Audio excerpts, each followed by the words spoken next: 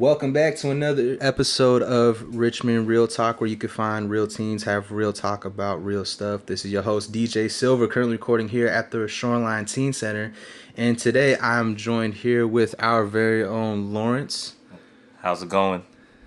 And we got Salahman. Salam. And It's pronounced Solomon, by the way. he'll respond to either or. Oh. And we got Creighton to my right. How you doing? How y'all feeling today? Good. How about you? I'm feeling alright. I'm a little tired. All right. I feel it. I feel like I should have drank a little coffee before I started doing this. I'm living life right now. Oh, this is your second podcast, isn't it? Yes. Yeah. That's why you living life, huh? Yeah, living life right now. He brought his water bottle already in the backpack because he knew he was going to do it. Living, so, It is. Yeah. Never short of a condescending remark, I see. All right, so for the first part, as always, we're going to start off with the quote of the day. And this quote was brought to me by an elderly gentleman when I was working. He showed this to me because apparently he likes to... He tries to be a mentor to a lot of people, and he tries to give inspirational speeches. And he's actually from Hawaii. I know nothing about this dude other than that he came into my store wanting to get a phone, and I tried to sell him a phone. But what he showed me, I thought was pretty powerful, and I wanted to go ahead and pass it on and share it with y'all. So this quote by this man, whose name I forgot but would still leave disclosed anyway, said, "Today I will use my words wisely and respect their power. I will speak so that others can benefit from my words and actions. I will show kindness, compassion, and love to everyone I meet without judgment. I accept everything as it is, and I share my love in all situations."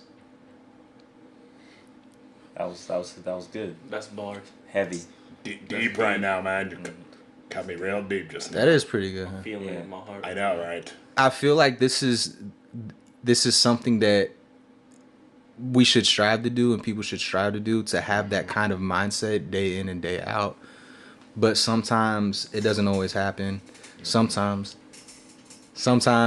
it's sometimes we can kind of get lost in the shuffle. I think with so much going on right now, there's always been a lot of stuff going on in our world, but I think we're so inundated with stuff right now, we can kind of lose ourselves in the shuffle, which kind of makes me reminisce back to our last podcast when we were kind of talking about that and touching on technology and social media. Mm-hmm. Now, is there anything our two young teens in the room would like to say on this quote? All I'm saying is that it's about like making like your words count and everything, and looking at like these other individuals as like you're equal and everything, and then not like, you know, get like super like cocky about yourself and everything, to realize that like they're humans too and everything, and they got like feelings too and everything, and you need to recognize that I'm not better than any of these people really. There's no genetics that are like superior right here. It's about like the respect factor and everything, and like just you need to... I think that's kind of, that's kind of interesting thing that you brought up, the genetics, and that's what that kind of made you think of. Yeah. Because there is genetic variability. I mean, there's some people that just got God-given talent. Yeah. So. And there's nothing, they really have God-given talent and have certain genetic characteristics and traits that kind of make it a little unequal for others. You gotta have a combination of a lot of things to make it actually work, though. Yeah, you know. Saying, like if LeBron didn't practice, he wouldn't be LeBron. He probably works really hard. I mean, it's also but as well. It is. But he's also genetically gifted, but he works hard. I don't know. Because I've seen a lot of athletic dudes. Like, I mean, I grew up playing basketball with who were like way more athletic than LeBron, but didn't make it. It's because they don't got the work ethic. They're just trying to live on that. You probably could say the same thing about football. So, I've seen a lot of people. I mean, I could definitely say that there was some stuff that was given to me, some traits that was given to me. I'm definitely not a genetically superior specimen. But even then, I still had to grind and work hard because there were people that were better than me and just had something in them, and I had to it was cool because it made me want to outwork them. It is, and I'm just saying, like, it's you striving to be something greater than yourself. Yeah, that's true. That's true. It is. I think the best part about that quote, to be honest, I think the best part like about it wasn't even the fact, like not even just the quote itself, but it's like the scenario where you first heard it, because it's like this wasn't like you're going to some $10,000 seminar about how to be a better person that you are right now. It's like you were literally, it was just some random, you don't even remember the guy's name. Like you could barely remember the description of the guy, but like it was that, like those set of words right there that like that impacted you. It's like even if you don't remember how he looks, you still remember that one experience. All right, well, this will be a good segue to go into topic or part number 2, topic of the day. And I know you're really going to like this one because I think we discussed it maybe about a month or 2 ago. And it's going to be a very controversial topic. I'm actually excited to hear what y'all have to say about this. So for the topic of the day, I'm going to tell you, don't worry. You're finally going to know. Topic of the day is, are light skins considered a race? Oh. Their own race. I was thinking you were going to. I told you we were going to talk about it when you gave me the idea. So now here's a chance to actually really discuss it and talk about it. I should have noticed the warning signs when you said, I think we should have Lawrence in that as well. He might have I kept trying to tell you was going to like it. In here. I wasn't thinking about that. I was trying to say it to you before you got a heart attack. So let's get it. This is too layered for me right now. So, DJ, give the people out there a little context on what you mean by light skin. So, the typical light skin, and this is coming from somebody who is a light skin and the lightest one in the room right now, FYI, I am half black, half Puerto Rican. So a little bit of other ethnicity in there, but predominantly I'm half black, half Puerto Rican. And I remember I was talking to good old Salahman over here when we brought up the topic of, are light skins actually considered a race? Because with the rate and how mixed races is going right now, it's astronomically higher than it ever has been before. And there's a lot of cultural connotations that come with that, and there's a lot of baggage that comes with trying to dissect and exploit a lot of the traits and trying to understand what the culture is comprised of, because it's not easy. It's easy when things are concrete or black and white, no pun intended, but when there's a gray area, which is considered that, then that's when it's a little bit harder to try to dissect and impact it. So when you think about somebody who is quote unquote light skinned or of mixed race, typically the term light skin is more towards individuals who are half Afro-American and half European, Anglo, white skin. Or just other in general. It is. Exactly. It depends on what you come out looking like. It really is. But typically, there always is the Afro-American trait in the term light skin. So whatever you're mixed with, there has to be that Afro-American component in it. Mm-hmm. So I wanted to touch a little bit and discuss some thoughts and ideologies on if light skins or mixed race should be considered their own race.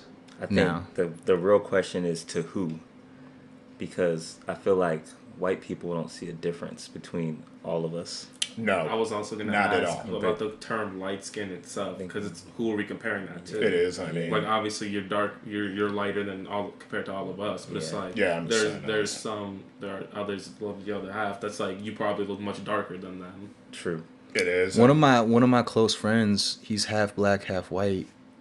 And he has the hair. He's extremely light skinned. Mm-hmm. I'm darker than he. Mm-hmm. Lawrence actually knows who I'm talking about. Yeah. You know his older brother. Mm-hmm. A certain something about individual that used to live in Ballinger Homes. I'm way darker than he is. Y'all won't know him. Yeah. But that's true. I mean, it is taken into context. I mean, there's a certain privilege factor that goes with those, especially if you're looking at somebody who's half Afro-American, half Anglo-skinned. Because back during the slave times, if you had that type of complexion, you were mostly kept in the house because you had Massa's blood inside of you. Yeah. And Massa didn't want his blood getting tainted anymore. No. And you'd be kept in the house and you'd be given special treatment. Maybe not the same type of treatment as a full-blooded Anglo-skinned person, but you would still get that more privilege than you would about the ones who were out on the field. Day in and day out. And they were pretty much in charge of the ones who were out in the field. Yeah. When Massa wasn't there or allow it, they would be the one in charge of the darker skinned field. Yeah. And there was a certain type of superiority complex that got into the people who were quote unquote light skinned. They started thinking that they were better. They started thinking that they were superior. And what's funny is you fast forward till this day, that kind of carried on a little bit. Now, of course, at the end of the day, if you have that blood in you, if you have that Afro-American blood in you, at the end of the day, you're going to get categorized with the darker skin culture than lighter skin culture. Depending on who's doing the categorizing. Yeah. Well, we gotta think of who's in the dominant group. The ones in the dominant position are gonna do the categorizing. We can just say it straight up. Like, black folks consider mixed kids black. Yeah, no matter what. Exactly. And white folks kind of consider mixed kids to be black too. The same depending thing. Depending on who you ask. Our friend we have in common, he might be able to pass as something else. But I would really surprise me if a white person called him white. Yeah. He's severely light-skinned. And he could maybe pass if you didn't see his hair. Yeah. And his hair is like, that's the selling point on that one. But would he want to? Probably not. I mean, no. No, he feels more comfortable around his darker side of the family. But there's a certain privileges that carry along with it. More accepting. It is. I was going to say, I think that's because that half would accept them as black. Yeah. Yeah. It's like, because like, how do I phrase this without inserting a dolphin noise? It's like, they still go through the struggles of being a black person, but it's like they're not as common now, but there's still some black people who wouldn't even classify them as black and would deny them being that, even though they've probably been called at one point in their life. It's like they still have those experiences of being black, but they still get denied that humanity of that because they're half white. Yeah, I feel like I know this first. Mixed kids have it. My little brother looks like he could be a lot of different things, and he has it hard because he's felt like he doesn't have a place. It's like, this side doesn't want me because I don't quite look like them. This side knows I'm not fully them. So where do I fit? Yeah, the gray area, the gray area they was talking about, and where it sort of like creates like the whole identity, like the identity crisis and everything. Go through an ill identity crisis.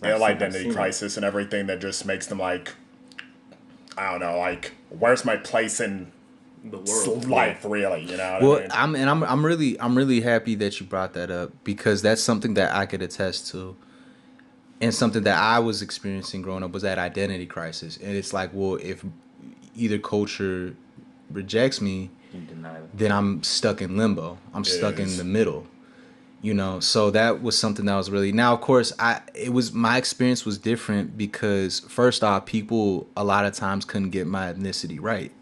I had people that thought I was Native American or Filipino. So I've gotten a lot of different things, so I was able to maneuver in a lot of different ways. At the end of the day, when I saw a white person, they could tell. Sometimes some try to assume, but they could tell that I wasn't white. Mm-hmm. Yeah. They could tell, okay, you're either Hispanic or you maybe half black, half Hispanic or something. A lot of people who were black and who were Hispanic could tell that I was mixed with black and Hispanic. Yeah. But see, especially being Puerto Rican, I was given some privileges for being light skinned, and also being able to maneuver through people assuming I was of different races than what I was. Mm-hmm. However, when it came to the people that were half black, half white, I wasn't applicable to the same type of privileges that they got. So I was able to maneuver and get some of those privileges, but at the end of the day, I never acted as such, and because I couldn't act as such. You know, I couldn't have that extra. I couldn't feel myself a lot of the ways that they were able to feel themselves, because I wasn't exposed to that other side, that Anglo white side. You know, I don't carry that blood in me. So I didn't get those type of privileges. I can only imagine what being exposed to the type of privileges to be exposed in somewhat accepted by the dominant group would feel like. Yeah. But even then, it was still hard, because growing up, Hispanic people would look at me and be like, well, you're not fully Hispanic. Some, you know, if I was around the Puerto Rican culture, it would be a lot different. I'm in the West Coast. So Mexicans, they looked at me and they said they didn't want nothing to do with me. Yeah. You know, a lot of people didn't want nothing to do with me. A lot of demographics didn't want nothing to do with me. The most accepting demographic was the Afro-American demographic. It is. They saw me, knew I was half black, knew I was black and Hispanic, and was way more accepting of me than any other demographic that there was out there. That's the same with my little brother. And the thing with my siblings is we all look like we could be of different races until you see our parents. Then you're like, oh, and not to mention my little brother has a Hispanic sounding last name, so he's had the same type of thing. It's like he's like, well, Mexicans know I'm definitely not that. You know what I'm saying? When they see me, he's like, black folks usually know I'm like some black and something, so they're more accepting. He's like, white folks can tell that I'm definitely not any of that, so they don't want to have anything to do with me either. He's like, so I get stuck in like kind of like almost like a limbo, pushed around to find what my place is. Yes. And we're the same exact race. And I'm like, dang, that's just crazy based on your features and how light you are. That changes your whole experience as a person. That's just so crazy to me. So then that segue what that kind of implies then is if you're stuck in that limbo, which a lot are, there's only a certain period of time before that limbo kind of becomes its own thing, which goes into will it become its own race, which sort of becomes the new norm. They're saying there's certain scientific studies and theories that are saying that mixed race, we're all going to be networked as a human species so much that we're all going to be mixed. That of course there's going to be different variations and tones as there always will be, but it's going to come to a point where we're all going to be so mixed. It's almost there's no point in trying to classify yourself as a certain race or demographic anymore. But see, I feel like that would I think eventually might get to the point where it's like most people might be like around that like same kind of skin tone, but it's like I have a hard time believing like even like the majority of the world would be like that, because regardless of it, birds of a feather flock together. So it's like there's still going to be a lot of people who are like, I'm not gonna have kids with like a different race or whatever for whatever arbitrary reasons. So you're thinking that it won't get to a point where the majority of the human species is mixed like that? I don't think it ever will. And I mean like that's that. I mean, date, love whoever you want. Yeah. But me, I kind of like having my race. You know what I'm saying? I like that. I mean, I don't want that to go away. Because I feel like with slavery, that kind of erased our race, you know what I'm saying? And our history, you know what I'm saying? And I like having, you know what I'm saying, Afro-Dominicano roots. I like that, and I don't want that to go away. So I don't want that to just get erased. So when sometimes I hear people say like, oh, eventually we're all going to be mixed up anyway, I kind of like, that's cool, but I kind of want to keep my culture too, you know what I'm saying? So we can be mixed and I still have both represented, then that's cool. And my parents were really good about that. Like both sides is represented in our household. Like from traditions to food to how we celebrate birthdays and everything is represented in my household. And I come from that, but I know some other people who are of mixed race who it's only one race gets represented and the other race is not at all. And I'm like, wow, that's kind of crazy. I think that's a form of that identity crisis when it gets like that. It is, really. So then if it's not going to be the majority, then that means that it's more open for it to possibly become its own race, and that's just it being mixed, regardless of what you're mixed with. Because that's where it's getting classified now. You know, if you look at now, if you sign for applications or whatever application it may be, not even just a work, it could even be just a survey, they have the classification now where it's mixed or of two other races. They didn't always have that before. And before 2010 they didn't have that. True. That's and something that just I don't like that because when you put that just mixed box, it's dismissive. It's like you don't want to take the time to know that, you know what I'm saying, I'm El Salvadoran and Dominican. You don't even want to take the time to know that you're just mixed. So you come over here. It is. And exactly. It's like, that so that so I feel like that perpetuates that own race, that own group even more. Because instead of saying, oh, okay, check this box of 2 races, now check the 2 races you are, it's just saying, oh, just check if you're mixed. Just check if you're of 2 races. Somebody can come and be like, I'm half Chinese, half Filipino. Right. It is. No Afro-American in me. Yes. You're going to be classified with someone like me who's half black, half Puerto Rican. Right. Yes. And I don't like that. 2 different cultures, 2 different things. Because I feel like the reason why I say I don't like that, I don't want that interpreted the wrong way. I don't agree with that because I feel like there's so much that we can learn from other people's cultures. And if those start to go away, then we stop learning. And especially indigenous cultures, like cultures who have been around for a very, very, very long time, those need to be held up. Those need to... I was going to say, because I look around like a lot of other black people, it's like a lot of them don't know their history and know that part of them. They just know that melanin in their skin. But it's like, for me, it's like, I know that, but even at that, it's kind of diminishing already in my family. Because like, for a lot of the other African Americans, it's like, from like generations and generations ago that started happening. But for like, I can even look, like my dad, I give him a hard time for not speaking English very well. It's his second language, beside the point, but like, I don't speak it very well. Like the language I speak best is English. That's not my native language. That's not who my people are. And it's like I can already see that effects happening now because I wasn't always raised around my culture specifically. Right. So I feel like I think a byproduct of the world being more kind of not united, but like more mixed, because it's like it's easier now to go to another place with a completely different culture, different people, everything now than it was even like 20 years ago. Yeah. So it's like, I think we're going to eventually get closer to it, but I don't think it's ever going to get to like the point where it's like, it's more normal being mixed than not. Yeah, I mean... Yeah, I don't... And like...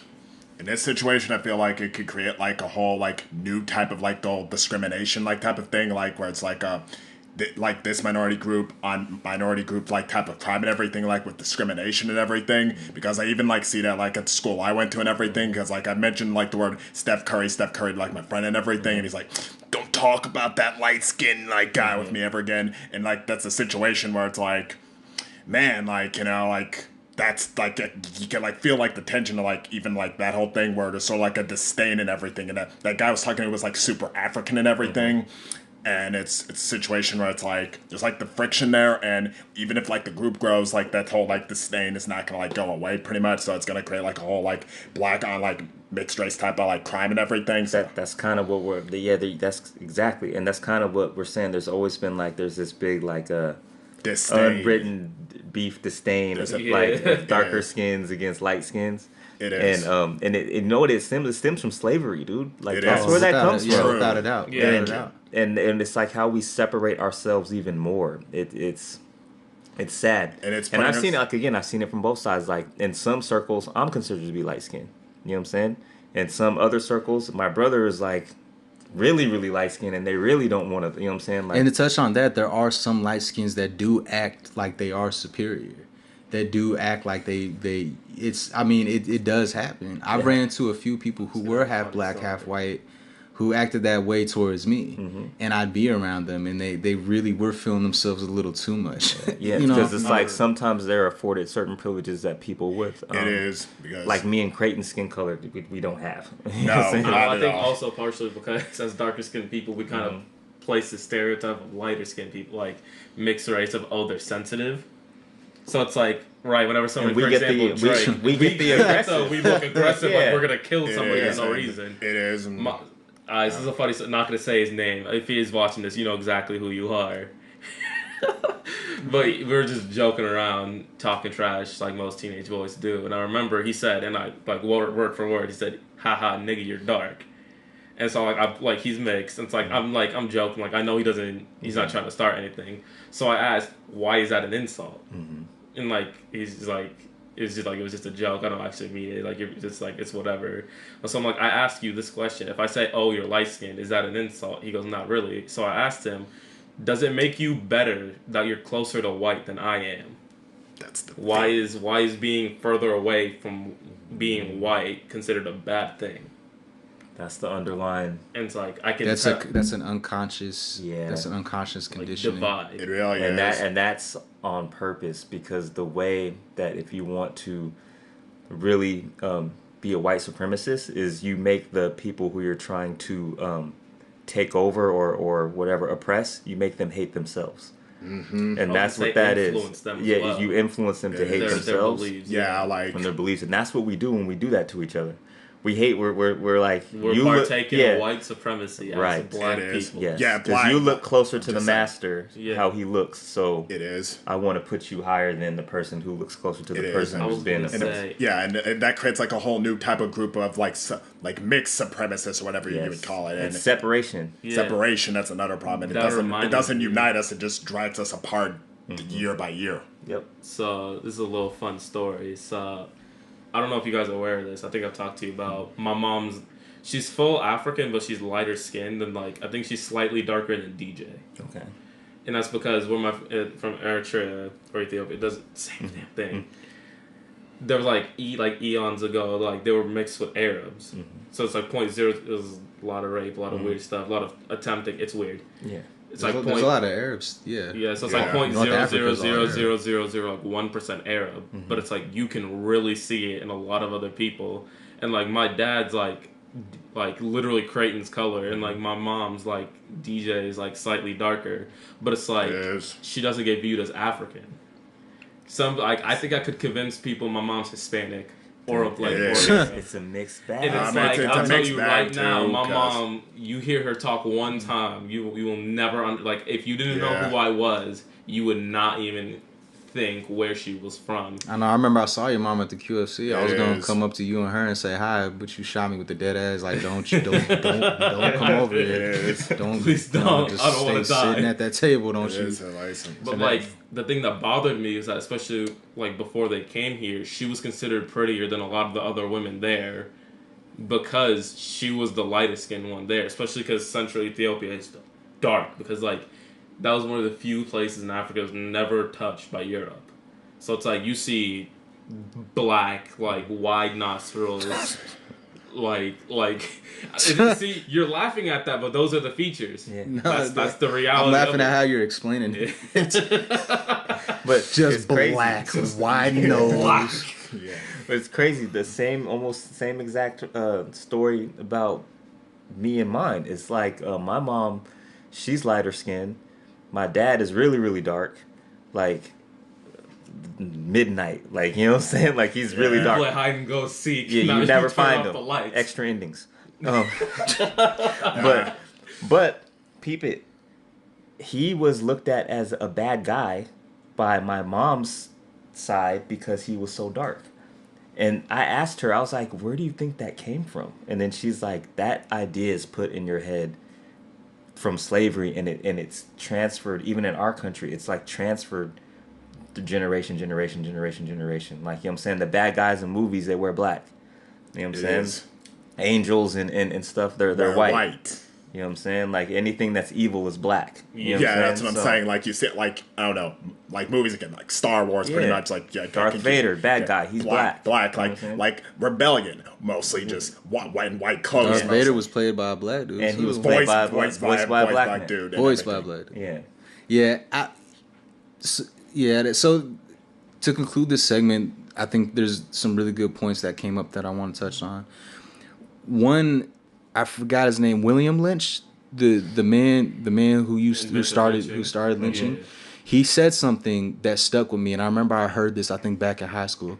He said, control black people he said, segregate black people by the tone of their skin, and you will have them controlled forever. Yeah, that's what's happening now. And it's you're still seeing that. Wow, that trend that's happening. That seed is still planted. It's not today. Even just color, because I've had people dead serious, on moms, look at me in my eyes and tell me you're not black, you're African.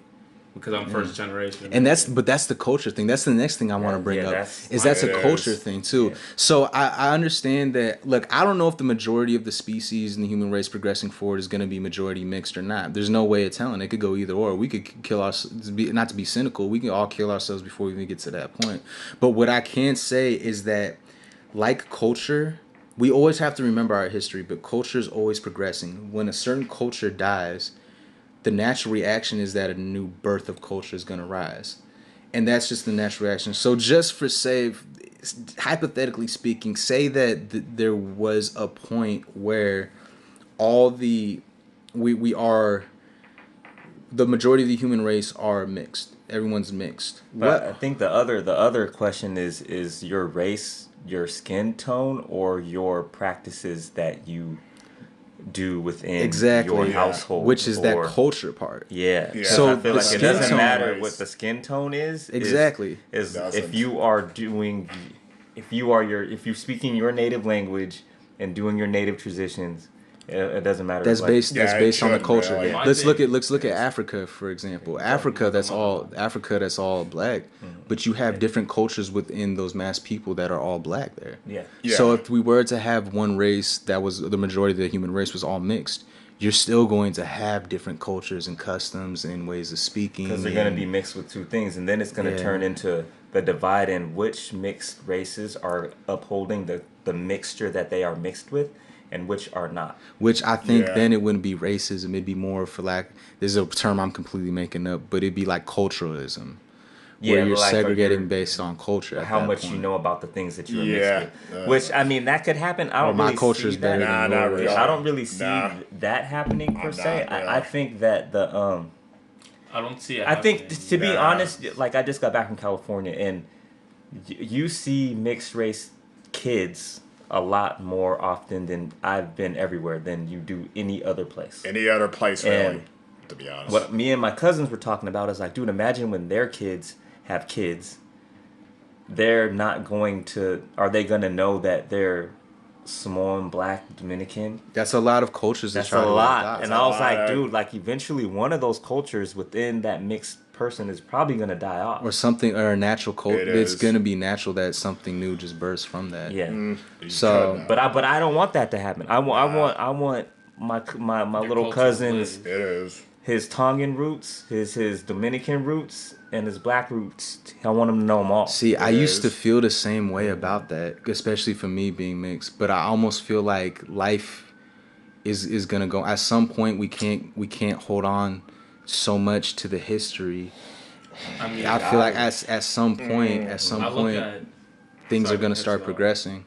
Oh no, you can go. But I look at I hate to use this kind of way to divide like blacks, but if I look at other Habeshas compared to most African Americans who don't know their history or culture or whatever, if you ask them where they're from, they're gonna ask say somewhere like Washington, for example. If you look at one side, it's there's not that much divide between other Habeshas. There's Ethiopian, Eritrean, even though they're the same thing, but it's they're for the most part rather not well off, but they're living. If you look primarily with African Americans, look at the one group in America who's suffering the most for the longest. Mm-hmm. It's the people who don't know their history. Yes, that's true. So I feel if you take that away from people, whoever took that away can then tell you this is what you are, this is what you will be, and you believe that. Yeah, that's very true. And it's destruction through ignorance and everything, and that's. I agree with that. I agree with that. Europe ever took from Africa was the history. I agree with that completely. Everything just. I agree with that completely. The only thing that I would argue to that is look at the culture that birthed and gave rise to that. Once that happened, once you took people, brutally eradicated their history and their culture from all different parts of Africa and placed them in a completely foreign land, a completely foreign world.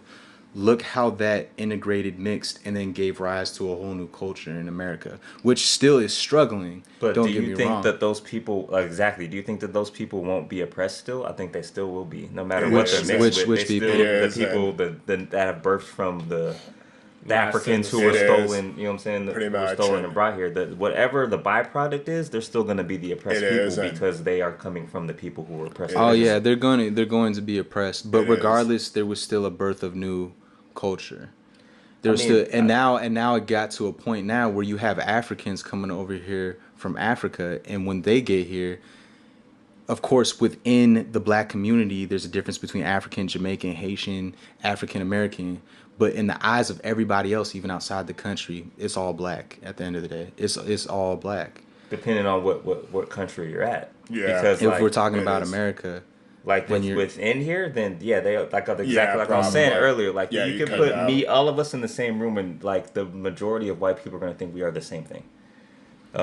That's ignorance on their part. I'm not worried about that. What I'm talking about is we worry about what they think. I don't care. I'm not just talking white people. You could look at Asians; they're gonna think the same thing. You could look at Arabs and Middle Easterns. I've talked to Arabs and Middle Easterns firsthand, and there's even a whole complex between an Arab African and a black African, and what's going on with that, and how they view outside. I mean, it's a whole muddle complex. Again, it depends on where you at. Like, it's a whole muddle complex. If you go, again, it's your culture, right? So if I go to Laos and I start speaking Spanish, they're gonna know, hey, that dude's probably not African American. Yeah. But will they necessarily? I think so, because all the ones that they come in contact with speak English. Or if you go to a different country, Laos with the oceans, or they might think you've been around so many Mexicans because they know about Mexico. Or do that? I don't know. You know, like it could go either or. Yeah, I can't say that territory and location plays a huge part into birthing culture. Now, it's not the only definitive thing, but it is a huge part into what births culture. All right. Now, I want to go ahead and put an end to that segment because we are kind of pressed for time. So for this last segment, we're going to have to cut it short, but I did want to go into the Teen's Choice. You already know where I'm about to go. We've already been talking about it for the past couple hours, for the past couple days, for the past week. I'm getting prepared. This is coming from somebody who is a Lakers fan. LeBron is better than Kobe. I would just like to feed that out there. And guess what franchise got both? And guess what franchise got both of them? No. And Kobe snitched on Shaq too. We digress. Weak. For those who don't know, LeBron James recently signed with the Los Angeles Lakers. With the bums. And I don't think it really makes him that much better. For $156 million for a 4-year contract. To be with a bunch of bums and never win another ring. The man doesn't even need the money. Let's be honest. He could give that whole $156 million away, and I'm pretty sure he'd still be fine. But wait, so what's the real question? What's the question? What is the question? Well, the question is, I know y'all are salty about it. Salty I think I'm the only one in this room that's not salty about LeBron signing to the Lakers. Now, for me personally, no one listening to this podcast is gonna believe that you don't care. Now, for me personally, I don't even like LeBron to be. I'm not. He's a Kobe guy. He's a great. He's a great player. He's a great player. Of course, he's one of the best players to ever play in the game. Arguably the best player to ever play in the game. That's not an argument, but okay. That's another podcast for another day. That is definitely an argument because you'll meet a lot of people that argue with you about him being the best player. But regardless, I'm not. I'm still not a LeBron. He's coming over to the Lakers, which is cool. I'm not as excited about it as my other fellow Laker fans, to be honest with you. There's gonna be a lot of bandwagon jumping. It's okay because all the bandwagon Curry jersey now they're pulling that off because LeBron showed up, and they know that I got to dial up and get that LeBron jersey. Yep. A lot of the prior Laker fans switched over to Golden State. Now they're going back to the Lakers. Yes, I knew a lot of my boys back in the Bay, but I will say one thing. With that being said, I was one of the only people that really knew and felt like LeBron was gonna go to the Lakers. You definitely called that. Everybody laughed at me and thought I was crazy. Everybody was. People. I sat back. I smiled. I said, "Okay." I didn't know where he was going to go. It's cool. I'll be honest. I thought he was gonna stay in the East. That's what I thought. I don't know. I kind of thought he was staying in the I knew East. he was going to the Lakers. All I'm saying is... Now, are you saying you knew that or you just wanted that? No, I know. He called it way earlier than anyone that I'd ever heard. I talked to a lot of people. I sometimes I get these feelings, and I had a feeling that he was going to do it. So I trust my gut feelings. That's so rape. No. Like him and... No, like he called it. LeVar Ball called it. I have to admit that, so... LeVar Ball... God bless that man. I'm not even gonna start on that. The dude's a clown, God but the dude got it right. I'm just saying. So apparently Rondo's a little backup point guard. He's Wait, is he starting? Rondo's starting, right? He better be starting. He's gonna He better He's start. gonna start. No, but who else are you gonna start? Like Lonzo? No one else. Lonzo. They might start him off early on, but in the grand scheme of things, Lonzo Ball, aka Value Village, Jason Kidd. Okay. So the real thing is 1 season. Stop. You can't just do that. The real thing is that now that LeBron has come over to the West for the Lakers, have we ever seen the West look this jam-packed before in NBA history? Probably not, but the 2000s are kind of close. The 2000s are very close. They're very, very close. neck and neck Because literally the Western Conference Finals was literally the finals. Well, I'll say this: we still have to wait to see how things are going to play out. There's still a lot of shuffling that can go on between now and before the NBA season starts. But I mean, Lord, just looking on paper right now, the West is the place to be. In terms of basketball, and nobody talking about the East. Even close. Nobody's talking about the East. Nobody care about the East. And again, I don't know who I was talking to about this. It's geography, really. It's because nobody wants to put their family and live in any of those eastern states because the winters are so harsh. Winters are so sunny harsh. California all year long. It is. Of course, I'm gonna live there. And Braun got like movies he's making. He got Space Jam 2 underway. He's got like those connections out in LA. He likes rubbing elbows with stars, and they're out there. You know what I'm saying? So it's flashy. It's Hollywood. It's Hollywood. He's been stuck in like. Today was a good day. That's the day he became a Laker. that was the deciding factor. You're right. He's been stuck in Cleveland for the most of his career. Now, when he goes to sunny Miami, he wins them 2 championships. What I think is geography is very, very important. What's going to be crazy is that we're going to be seeing almost playoff level games between. I mean, just in the West, regular season. We're going to be seeing playoff caliber games in the regular season all season. I mean, just think about what you got. You got the Warriors, you got OKC, you got Houston, you got San Antonio, you got the Lakers. You got the Lakers. Oh no, I'm actually a big Spurs fan. Yeah. This season's free agency is not going to be as good as next year's. Next year's is going to be crazy. It's going to be crazy. It's going to get crazy. It's going to get crazy. That means it's going to get tricky. But you know what I could, because I know the East is hurt right now. What I could say, this makes me more excited to watch the NBA. Or are they freed from the King's tyranny? Because now anybody can really get to the finals. Well, it's Boston, really. It's Boston and Eastern Conference Finals is going to be 76ers versus the Celtics. On the last 76ers versus the Celtics, possibly Toronto, because they only get shut out of here. Oh, because they get taken out by LeBron teams. They only get shook up by Bron. You're right. So that's what I'm saying. Like, it's really between those three now. But it's like he relinquished the stranglehold he had on the East. So the East could be fun to watch this year too. But it's like on the flip side, you're really watching the bunch of silver medals at best because they're not touching. That's the problem. Golden State. No. Like, that's the problem. It's the Warriors' world. Everyone else is paying rent right now. It's entertaining until June. Well, I mean, that's why I can't remember if it was the last podcast, the podcast before, I argued that LeBron moving to the West was actually going to make the NBA more exciting. And then a lot of people, I talked to a lot of people about it. Yeah, I talked to a lot of people about it, and they didn't agree with me, which is fine because there were some good points being made on both ends. For me, I felt like it was going to be exciting for all the points that we just made. We're going to be seeing on the Western Conference, we're going to be seeing playoff caliber games in regular season. The East, there's going to be such a shuffle and a mix up on who's going to make it in the East, possibly make it to the finals. There's going to be a lot going on there. And although the talent is not going to be as great, I still would argue that it's still going to be fun and interesting to see what's going to happen in the East. And the fact that the number one argument is always LeBron and the Golden State Warriors, always LeBron and Golden State Warriors. Well, guess what? Now by default, we are, even if an Eastern team's not going to win, by default, you're still going to get some new blood that's going to make it to the finals. Spoiler alert, it's Celtics. You're welcome on out.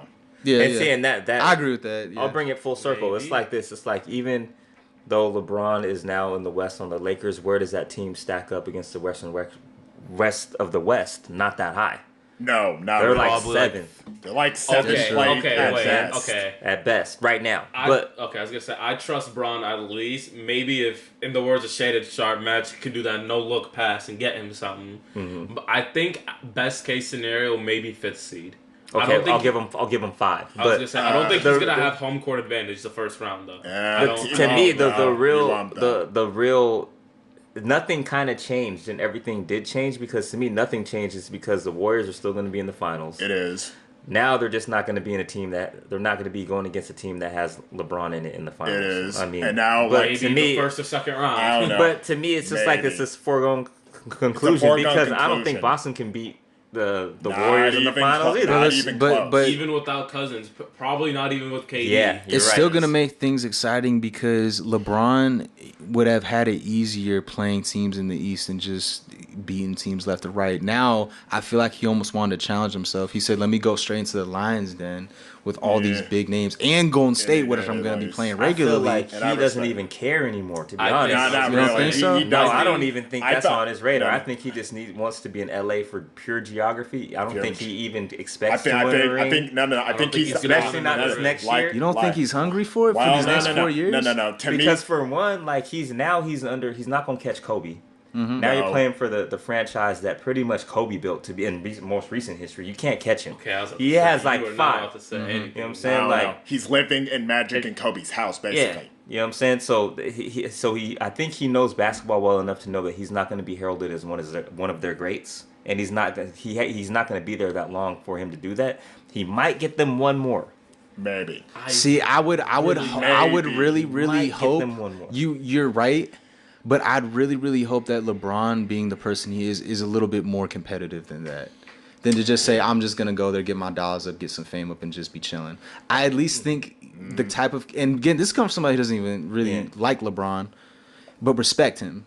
And I think the type of competitor he does want to go over there to maybe try to prove a little bit more to himself. Because that is hard, especially to go to a franchise like that. Yeah. That's tough. You know how many players have played on that franchise. That's NBA's signature franchise. I mean, that's hard to go in there and try to fill those shoes with only 4 years. And not only that, but you could say, oh, well, he could extend his contract. Oh, he could stay there for a little bit longer. Exactly. This man is in his mid-30s. By the time this contract ends, I'm pretty sure that he's going to be done with his NBA career. I think, to me, and I said this earlier to Creighton or Solomon, I was like, this messes up his legacy for me. Before, if he could have stayed in the East and at least had I've made it to the finals multiple times, regardless of how weak the East is, and not won a championship, and I'd have been another championship, and I'd have been okay with that. But seeing as he's going to the West and kind of like, now you almost have to win one. It is. And then at that, it's only going to be one.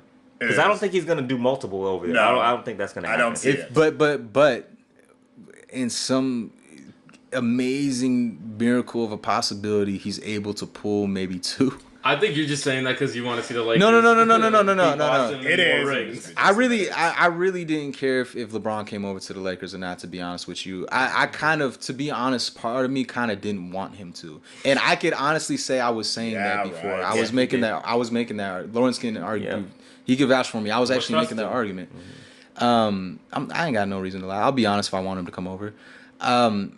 Because now, the reason why I didn't want him to come over was because then I thought, all right, well, if he comes over, then yeah, my franchise is going to be winning again, but it's because we got LeBron. I would have felt more validated if their franchise would have just got their weight up, got some players built to get to that status again. That was more valid than getting one of the best players to ever play in the game. Mm-hmm. You could also look at it flip side. So, to me, best case scenario, he doesn't win I don't see a scenario where he can win a ring, but at the very least, it could kind of be like with what he did with Kyrie Irving, like give them that kind of experience, like in intangibles. But do you think that if he is able to win, say 2 to 3 more rings, which is almost impossible, but if he is able to win 2 or 3 more rings, he might go down as the greatest of all time. That would solidify because he's won and beat the conference he's in, which is one of the craziest times we've ever seen the West. So under the presumption, let's say 6 rings, right? Is that the goal? Because 5, I don't know if I could count him better than Michael.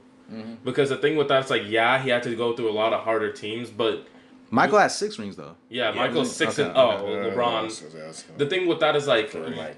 But it's like the thing with that is like, Yeah, Jordan never had to face a 73-9 team. That's because he was the 70-win team, first of all. But that's because the era he lived in, you couldn't just lose in the Eastern Conference Finals and then take your talents to South Beach. You had to deal with whatever your team got in the draft and hope they're smart enough to like raise them up with like to be a good player. But at the same time, if LeBron does this, he will have won a championship on 3 different teams. That's crazy. And on his last stretch when he's in his mid-30s, went to one of the hardest conferences ever. I'm sorry I have to say this. Don't take this as a serious point, but Robert Horry. Yeah, but I mean, right? Steve Kerr. True. I think we'll go ahead and cut it right there. Yeah. I think we'll go ahead. And that will conclude today's episode of Richmond Real Talk. I want to go ahead and thank my hosts for being with me right now. Solomon, Creighton, Lawrence, thank you so much. He said it right. Any final thoughts you want to go ahead and share before we go ahead and cut this? I mean, do you really want me to give Unity. my final thoughts? Unity, y'all. Unity. Peace, love. Unity. Whatever Lawrence says goes. That man is the truth. I try to be.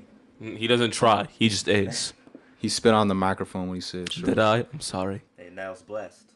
No.